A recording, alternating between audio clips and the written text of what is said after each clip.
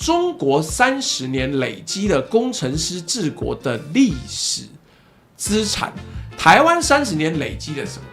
累積了法律人加醫師治國的歷史債務啊！我也逐一查了賴清德內閣，查完之後覺得啊，難怪我們現在會用來對付政敵的，就是司法體系。你的體系跟血統是這樣，當然就變這個樣子啊！我查了台灣最近30年的領導人是什麼背景。李登輝，康乃爾大學農業經濟博士，經濟學家，不是工程師。1988到2000年當總統。陳水扁，台大法律系律師，2000年到2008年當總統。馬英九，台大法律系、哈佛法學博士、律師，2008年到2016年當總統。蔡英文，台大法律系、康乃爾法學碩士、倫敦政經學院法學博士、律師，2016年到2024年當總統。賴清德，台大醫學院醫師，2024年至今當總統。各位算一下，台灣最近30年，1988年到2026年。5位總統，1位農業經濟學家，3位律師，1位醫師，0位工程師，0個工程師。不要說工程師，連基礎科學家、自然科學家，沒有一個台灣總統具有理工科教育背景。中國30年累積了工程師治國的歷史資產，台灣30年累積了什麼？累積了法律人加醫師治國的歷史債務啊！這是等價交換的歷史維度，雙方都付了30年的代價，拿到的東西完全不同。然而，我們現在要講台灣最赤裸的部分呢，哎呀媽，講了就離北檢越來越近啊！我也逐一查了賴清德內閣具有律師或司法官資格的部會首長來。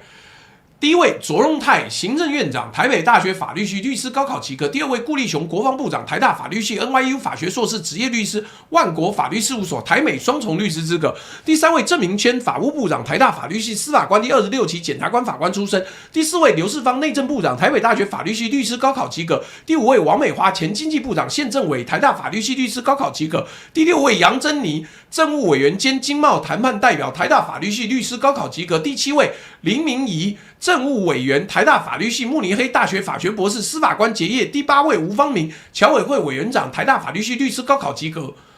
8位律師，台大法律系就佔5位了。行政院長、國防部長、內政部長、法務部長、經貿政委，全部都是律師。查完之後覺得啊，難怪會變成這樣，難怪我們現在會用來對付政敵的，就是司法體系。難怪我們現在會變成政府告人，檢調抓人，反對政府的就被關進去。怎麼會這樣呢？那當然，你的體系跟血統是這樣，當然就變這個樣子啊！律師當國防部長啊？不是，台灣沒有工程師，是台灣不讓工程師當家做主，台灣只是負責吸工程師繳的稅，然後吹噓我們好棒棒。但身為一個 AI 國家，我們沒有自己的大語言模型，我們也沒有任何一個人排進前100大 AI 人才。